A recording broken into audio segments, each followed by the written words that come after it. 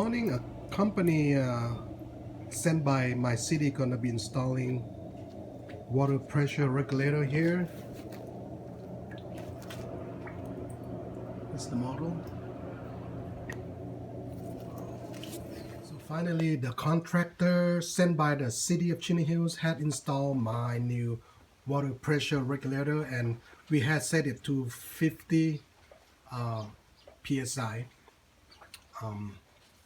He had to adjust the screw here a little bit because it was at 65, which is okay. 65 is okay based on him, but I asked him to adjust it to 50 psi, and everything is free and no charge.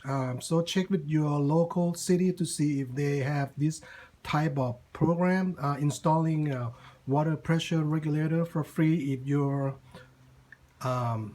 in-home pressure is over, in my case, 90, but I think even if over 80, should be able to, I mean, you should do it to prevent any leak or any damage to your house, in the future.